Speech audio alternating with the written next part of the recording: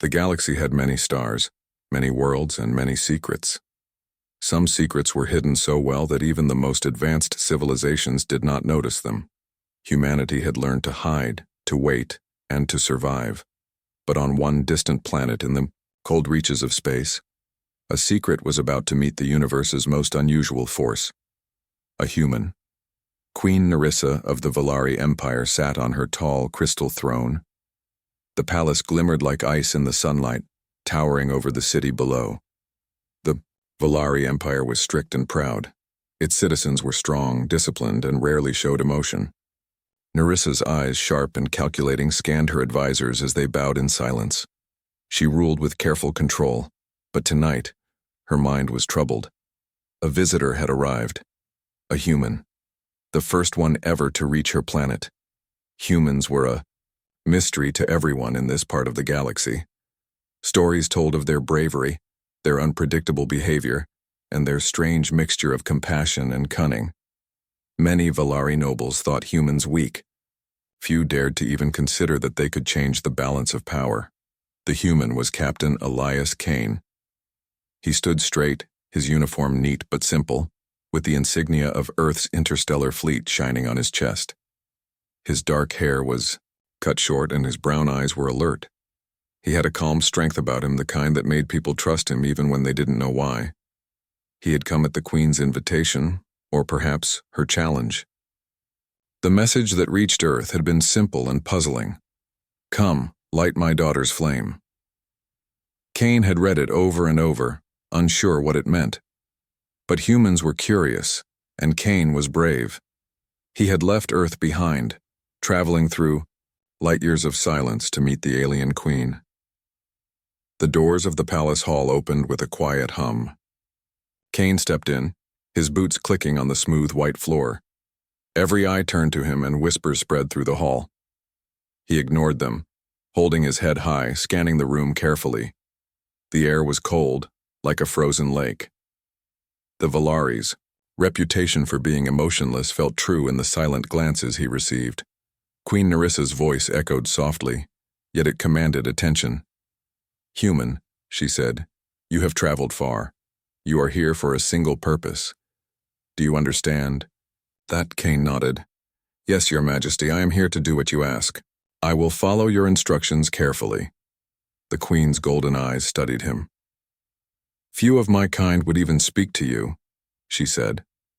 "But I do not ask you to fight armies or conquer worlds. I ask something far more personal, delicate. My daughter, Princess Lyra, must have her flame lit. She is not like the others. She has potential beyond our understanding, but it is locked. And you, human, you are the only one who can awaken it." Kane blinked. "Awaken her? Flame? Your Majesty, I do not know if I understand. What is this flame?" The Queen's expression was calm but heavy. "It is not fire. It is power, strength, wisdom, the qualities that will make her a true leader. Many of us have tried, and many have failed. The flame requires more than force. It requires insight, courage, and understanding. Qualities that humans sometimes possess, in ways we Valari cannot." Kane swallowed. "I see. Then I will do my best." Nerissa rose slowly from her throne. She was tall, elegant, and imposing. Her every movement radiated authority. "Do not misunderstand, human. This is dangerous. If you fail, my daughter may never awaken her flame. Worse, you could be responsible for harm coming to her. Can you accept this risk?" Kane's voice was steady. "I accept, Your Majesty. I will take the risk if it means helping her." The Queen studied him for a long moment. Then she nodded. "Very well, you will begin tomorrow. I expect no miracles, only honesty and effort. Guard your patience carefully, human. The young princess has been raised under strict discipline. She does not trust easily, and she will resist you. But if you succeed, you will change everything for her and for my people." Kane bowed. "I understand. I will do my best." The Queen motioned, and Kane was escorted to a side chamber. There, he would meet Princess Lyra for the first time. The hall was quieter than the palace itself, dimly lit with soft golden light. And then she appeared. Lyra was smaller than her mother, but moved with the same precise grace. Her long silver hair shimmered like moonlight. Her eyes, sharp and pale, studied Cain immediately. Unlike her mother, she did not bow. She did not speak. She only stared, as though measuring whether he was worthy of even breathing the same air. Cain smiled faintly, keeping his posture calm. "Princess Lyra," he said, "it is an honor to meet you. I am here to help, not to hurt." Lyra tilted her head, her gaze never leaving his face. "Humans are soft," she said at last, her voice cool, almost like ice. "You cannot understand the discipline of our kind. You cannot awaken my flame." Cain did not flinch. "I may not understand your ways, princess, but I do understand patience, effort, and trust. Sometimes those things are stronger than any strict training." For the first time, Lyra's lips twitched, almost like a smile, but she quickly masked it. "We will see," she whispered almost to herself. That night, Cain sat alone in the human quarters provided by the palace. He reviewed every text he could find on the ritual, the flame, and the princess. Nothing fully explained it. But he had something the Volari had never truly valued: intuition. Cain knew that to awaken Lyra's flame, he would have to reach her as a person, not just as a student. He looked out the window at the distant stars. The galaxy was vast and humans were few in this corner of space. Yet here he was, chosen for a task no Volari had dared to attempt. His chest tightened with anticipation, but he did not feel fear, only focus. Somewhere in the palace, Princess Lyra watched him. Something stirred within her, something unfamiliar. Curiosity, perhaps, or something stronger. Tomorrow their journey would begin, and the galaxy would begin to see that even a human, seemingly fragile and ordinary, could hold the spark to change the fate of a star system. The next morning, the sun rose over the frozen towers of Nerissa's palace, painting the city in shades of gold and silver. Captain Elias Cain had prepared himself for the first meeting with Princess Lyra. Today, the flame would begin, though no one could say exactly how or when it would awaken. Lyra waited in the training chamber. Her silver hair was tied back neatly, and her sharp eyes followed every movement of the human as he entered. She stood rigid, arms crossed. "You are late," she said coldly. "I am right on time, Princess," Cain replied calmly. "I only waited until the hour you would be ready." Lyra narrowed her eyes. "Humans speak strangely. You are soft yet bold. You think you can teach me?" Cain smiled faintly. "Not teach, help. Sometimes even the strongest need guidance to discover their own strength." The princess snorted. "Strength is obvious. Discipline, training, and focus. You humans have none of that." Cain tilted his head. "Then we will start with something simple. Trust and patience." He handed her a small orb, glowing faintly with an inner light. "Hold this. Focus on it. Let your mind and body work together. Try to feel the energy inside it." Lyra looked at the orb suspiciously. "Energy? This is a trick." Cain shook his head. "No trick. It is a test. Not of power, but of attention and awareness. The flame begins when you understand yourself, not when others tell you what to do." For a long moment, Lyra stared at the orb. She was used to instructions, rules, and strict training. No one had ever asked her to simply feel something. Her hands hovered over the glowing sphere, trembling slightly. She didn't want to show weakness, yet curiosity tugged at her. Cain stepped closer. "Breathe. Focus on the energy moving through your hands. Let it connect with your thoughts. Do not fight it. Let it guide you." Slowly, Lyra obeyed. She inhaled deeply, closed her eyes, and felt something stirring in her chest, a warmth she had never noticed before. The orb's glow intensified, reflecting in her wide eyes. For the first time, she felt more than discipline. She felt possibility. Hours passed, and Kane guided her through small exercises, lifting the orb without touching it, balancing it on invisible currents, and focusing her mind on shapes and patterns. Each task was simple, yet her body and mind strained in ways she had never experienced. She faltered many times, but Kane never criticized. Instead, he encouraged her gently, teaching her to see mistakes as steps forward, not failures. Lyra's frustration grew alongside her fascination. "You humans, you are strange. You make mistakes, yet you do not fear them. You use them to learn." Kane smiled. "Yes, fear is natural, but it can teach us more than confidence. Strength without understanding is empty." Slowly, Lyra began to respond. The orb moved under her control, floating and spinning, reacting to her thoughts. Small sparks of light danced around it, bright as stars. Kane's eyes shone with quiet pride. The flame was waking, just a little. The training was interrupted by a soft knock at the door. 2 palace guards entered, bowing deeply. "Your Majesty commands your presence," one said. Lyra stiffened, fear and anger flashing in her pale eyes. "Why must I be dragged from my training? I am not a child." Kane stepped back. "You are learning, Princess. Do not let them interrupt your focus. Remember, the flame is yours, not theirs." Lyra hesitated, then turned back to the orb. She concentrated harder, feeling the energy flow through her, stronger and more vibrant than before. The guards watched, puzzled as the orb lifted higher and glowed brighter. After the guards left, Kane guided her through meditation. "You are discovering something new," he said. The palace corridors were silent, but whispers traveled faster than sound. Captain Elias Kane had spent weeks training Princess Lyra, helping her awaken the flame. Every day the orb pulsed brighter in her hands, a reflection of her growing strength. But not everyone in the Valari Empire was pleased. Some council members viewed Kane with suspicion. He was human, an outsider, and far too unpredictable. They murmured about his influence over Lyra, fearing that a human could shape the Empire's future. To them, the princess was a tool of tradition, not a student learning independence. Kane noticed the tension but did not falter.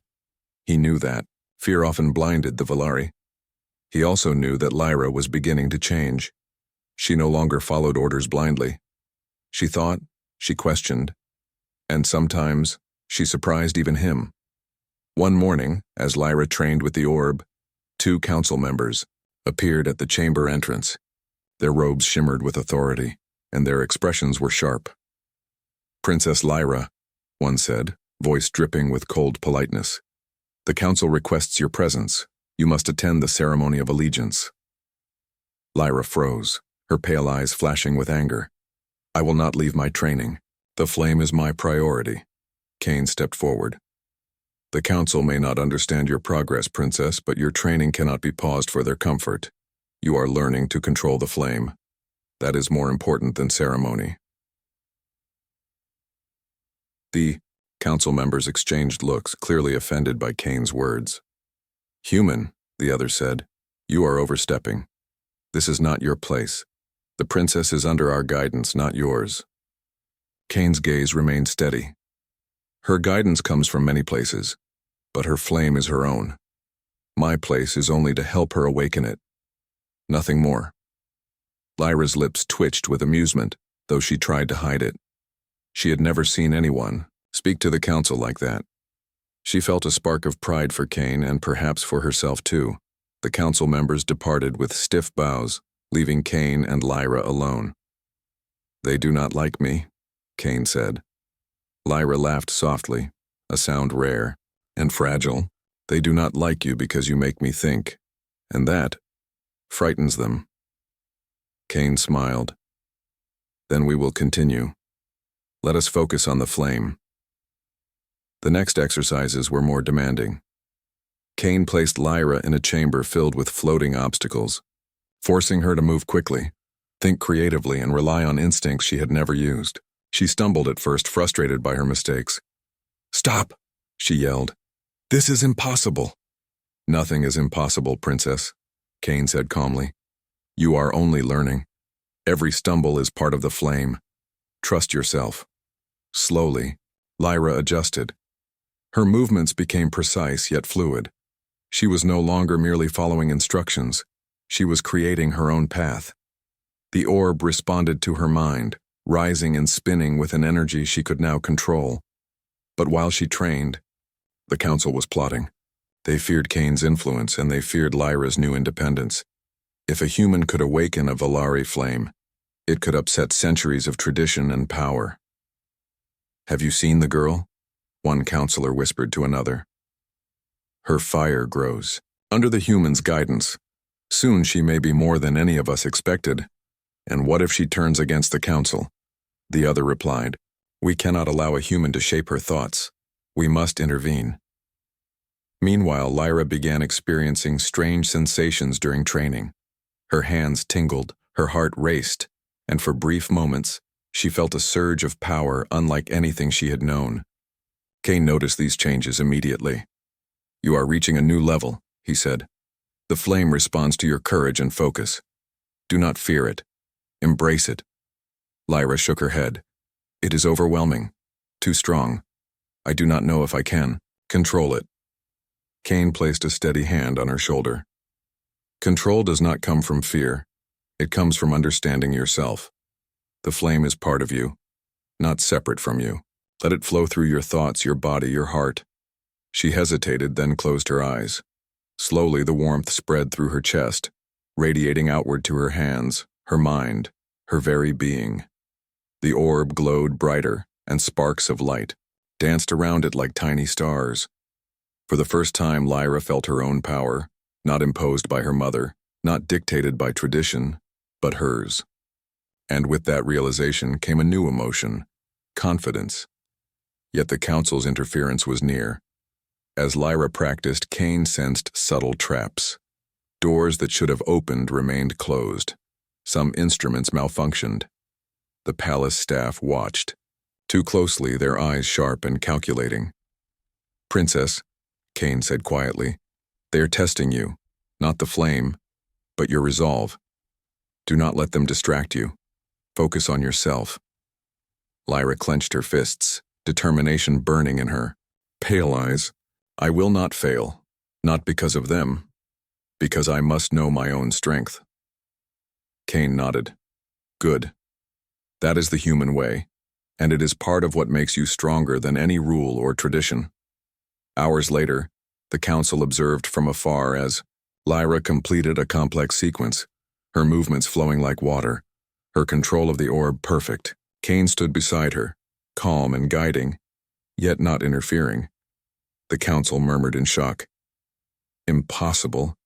She has done it, one whispered. The human, he has awakened her flame. Lyra lowered the orb, breathing heavily.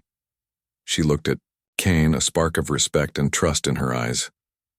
You were right, she said softly. I can do this. Cain smiled. You already had it in you, princess. I only helped you find it. That night, as the palace slept, Cain reflected on the day's events. The flame had grown, but so had the shadows of doubt around them. The council would not forget what they had seen. They would act. And when they did, Cain and Lyra would need more than skill. They would need courage, creativity, and the bond they had begun to form. Lyra, in her private chamber, stared at the glowing orb on her desk. The warmth of the flame pulsed in her chest. She understood now that the journey was not only about power.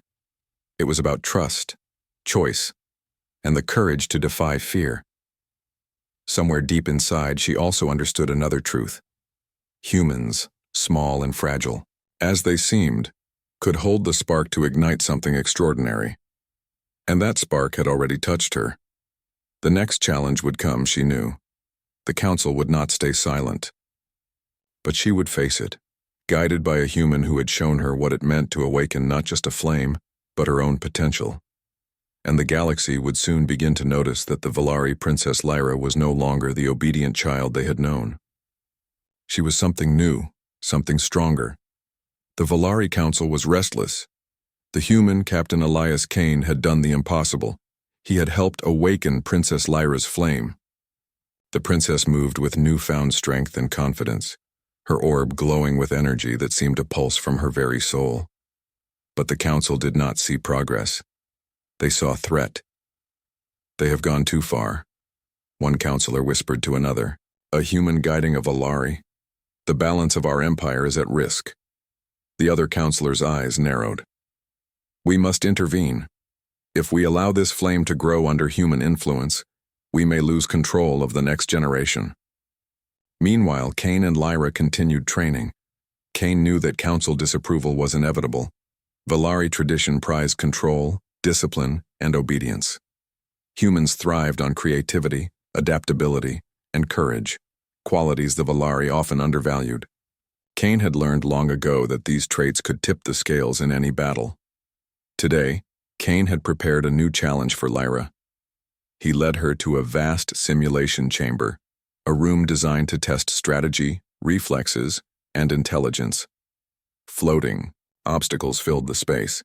Holographic enemies appeared, moving with unpredictable patterns. "Princess," Kane said, "today you will test your flame in a way the council cannot predict. Observe, adapt, and decide. Do not follow rules blindly. Use your instincts. Trust yourself." Lyra's pale eyes lit with determination. She had trained for weeks under Kane's guidance. She was no longer the hesitant girl who had doubted herself. Her hands glowed faintly as the orb responded to her thoughts, floating in perfect harmony. The simulation began. Holographic enemies surged toward her. Lyra moved gracefully, spinning, ducking, and striking with energy she controlled. But Kane had added a twist, obstacles that shifted without warning, forcing her to adapt instantly. Lyra faltered at first, nearly striking a wall of energy. But then she paused. She took a deep breath and let her instincts guide her. With a sudden movement, she deflected the holographic attack, sending it crashing into another obstacle. She smiled faintly. She had learned to think like a human, not blindly following rules, but improvising and creating solutions. Kane watched closely. "Excellent. See how the unexpected can become an advantage? That is the human way. Use it. Bend it. Shape it." Hours passed. Lyra's confidence grew. Her flame pulsed brighter, her movements faster, more precise. She began devising her own strategies, combining Valari discipline with human creativity. For the first time, she felt that her flame was truly hers, not just a reflection of Kane's guidance. But the council's plotting continued. Unbeknownst to Kane, a spy watched from the shadows, reporting every detail of Lyra's training. The council decided it was time for a more direct approach. They would test Kane and Lyra in a way she could not ignore. A warning came swiftly. A fleet of raiders, hostile aliens from beyond the Valari borders, appeared in orbit above the palace world. They demanded surrender, threatening destruction if the Valari did not comply. Panic rippled through the council. They relied on strict protocols and military tradition, but the humans. The palace was quiet, but tension simmered beneath its crystal walls. Princess Lyra had grown stronger each day under Captain Elias Kane's guidance. Her flame pulsed with energy, and she had begun to think and act independently. But the Valari council was not pleased. They feared that Kane's influence might change the empire forever. "They are too close," whispered one counselor to another. "The human has shaped her thoughts. Soon she will question every tradition we hold sacred." The other counselor frowned. "We cannot allow that. If we do nothing, the princess will no longer be under our control. We must act before it is too late." Meanwhile, Kane and Lyra continued their training, unaware of the full scope of the council's plotting. Today, Kane had prepared a challenge unlike any before. He led Lyra to a simulation chamber that mirrored the palace itself, filled with unexpected obstacles, holographic adversaries, and moral choices. "Princess," Kane said, "today you will face a test of both power and judgment. The flame is more than strength. It is understanding, decision-making, and trust. Use everything you have learned. Lyra nodded, her pale eyes shining with determination. She had learned to combine Valari discipline with human creativity, and today she would prove that she could lead, think, and act as her own person. The simulation began. Holographic figures attacked from every angle. Lyra moved swiftly, her orb glowing brightly, deflecting threats with precise energy and strategy. But Kane had added subtle complications. Some simulations mirrored real-life political dilemmas, forcing Lyra to make quick decisions that affected the outcome for many. At first, she hesitated, unsure how to act. Then she remembered Kane's words, "Trust yourself." She paused, assessed the situation, and made choices that were bold, unexpected, and effective. Her flame responded, glowing brighter with each success. As Lyra completed the simulation, Kane watched her carefully. "You see, Princess, leadership is not about following orders blindly. It is about making decisions, learning from mistakes, and having the courage to act. That is how the flame becomes truly yours." Lyra turned to him, her eyes softening. "I understand now, the flame, and it is not just power, it is me. My choices, my courage." Their bond grew stronger with each passing day. Kane was no longer just a teacher. He had become a mentor, a confidant, and a friend. Lyra trusted him in a way she had never trusted anyone else, and in return, Kane respected her strength and independence. But the Council's plan had escalated. They were determined to remove Kane and control Lyra's path. Secret meetings were held in shadowed corridors, conspiracies whispered behind closed doors. "We will expose him," one counselor said. "We will show the Queen that the human's influence is dangerous. She will have no choice but to remove him." Another nodded. "And if Lyra resists, we must be ready. We cannot let the Empire fall into chaos because of a human and a child, the bee." Council did not know, however, that Lyra had changed. She was no longer the obedient princess of old. She had learned to think, question, and act, and she would not allow anyone, human or Valari, to control her flame. One evening, Kane sensed the tension. "Princess," he said, "the Council is watching more closely. Their patience is thin. They may try to interfere soon. You must be ready, but do not let fear guide you. Use what you have learned." Lyra's eyes glowed with determination. "I will. I am ready." The Council struck sooner than expected. During a formal gathering, they attempted to challenge Kane in front of the Queen, accusing him of manipulating Lyra and threatening the Empire's traditions. Gasps filled the chamber as accusations flew. Kane remained calm. He looked at Lyra, who stood beside him, her orb glowing faintly in her hands. She took a deep breath, feeling the warmth of the flame coursing through her. "No," Lyra said, her voice steady and clear. "The human has not controlled me. He has helped me understand myself. My flame is mine, my choices are mine. I will not let fear dictate my actions." The Council froze. Never had a Valari princess spoken with such authority, especially not against the Council itself.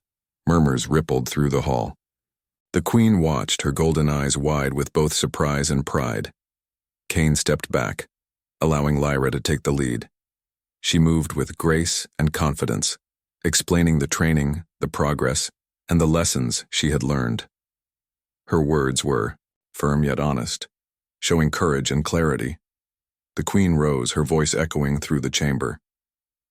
"Lyra speaks the truth. The human has guided her, yes, but the flame is hers, and she is ready to lead." Some counselors lowered their heads, shamed by her courage. Others exchanged worried glances, realizing that the Empire could no longer ignore the changes underway. Lyra turned to Kane, a small, genuine smile on her face. "We did it," she whispered. Kane smiled back. "You did it, Princess. I only helped you see what was inside you." The Queen approached Kane, her expression thoughtful. "You have done more than I expected, human. Not only have you helped my daughter awaken her flame, but you have shown us a new way. Perhaps humans are Not as fragile as we believed. Cain bowed respectfully. Thank you, Your Majesty. I have learned much as well. Humans and Valari can accomplish more together than either could alone. From that day forward, the palace began to change. Lyra continued to train, but now she also advised the Queen on matters of strategy, innovation, and diplomacy. Cain remained by her side, helping her navigate the delicate balance between human insight and Valari tradition. Outside the palace, whispers of the human and the princess spread across the empire. Tales of their courage, creativity, and partnership inspired others. Humans were no longer seen as weak outsiders. They were a force to be respected, a spark that could ignite greatness. Lyra had grown into her flame. She was no longer just a princess. She was a leader, confident and independent. And Cain had shown that even the smallest, most unexpected being, a human, could shape the destiny of a civilization. That night, as the twin moons rose over the city, Lyra stood in her chamber, the glowing orb in her hands. Cain watched silently from the doorway. For the first time, Lyra felt completely at peace. She understood her power, her choices, and the bond that had grown between them. The journey is far from over, Cain said softly. Lyra nodded. I know. But now, I am ready for whatever comes next. The flame is mine. Outside the palace, the stars shimmered as if acknowledging the new chapter for the Valari Empire. A human and a princess had forged a bond that would change the galaxy forever. And the Empire, once rigid and unyielding, began to see the power of trust, courage, and understanding the human way. The palace was alive with anticipation. Princess Lyra had trained, learned, and faced challenges no Valari princess had ever encountered. The human, Captain Elias Cain, had guided her, but the flame was hers. Today would be the moment that the galaxy would see her true power, and the partnership between human and Valari would be celebrated. Queen Nerissa stood at the top of the grand hall, her golden eyes fixed on her daughter. The council, though wary, had gathered as well, their expressions a mixture of awe and doubt. They had seen Lyra grow under Cain's guidance, but even they could not predict what she would do next. Lyra entered the hall, her orb glowing brighter than ever. Her movements were calm, precise, and full of confidence. She had learned to control her flame, combining Valari discipline with human creativity. The light pulsed in time with her heartbeat, filling the room with warmth and energy. Cain followed, closely, but he did not step forward. Today was Lyra's moment. She did not need him to guide her. She only needed his support. Princess Lyra, the Queen said, her voice echoing across the hall. You have grown beyond my expectations. You have faced trials, danger, and doubt. Now show us the full power of your flame. Lyra nodded.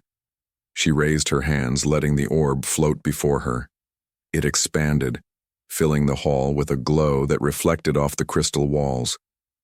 The council watched in silence, their skepticism replaced by awe. You will see, Lyra said, her voice steady and commanding. The flame is not just power. It is courage, choice, and understanding. It is the strength to act when others hesitate, and the wisdom to know when to wait. It is mine, and it will guide the Valari Empire into a new era. She moved through the hall with elegance and purpose, the light of the orb weaving around her, like a protective shield. Then came the true test. Cain had warned her that real strength was not in dazzling displays, but in leadership, decision, and compassion. Outside the palace, a sudden threat emerged. A fleet of hostile aliens had returned, seeking to challenge the Valari Empire. This time the council did not have a plan. Panic began to ripple among the ranks, but Lyra's eyes glowed with resolve. She stepped forward. We will face them together, she said. Her hands moved with grace, directing the palace defenses and coordinating strategies. The orb responded, channeling her thoughts into energy blasts, shields, and guidance signals for the fleet outside. Cain watched, a quiet pride in his eyes. Lyra had learned not only to control her flame but to lead with it. She was no longer a student. She was a commander, a strategist, and a symbol of hope. The hostile fleet attacked, but Lyra's strategies were flawless.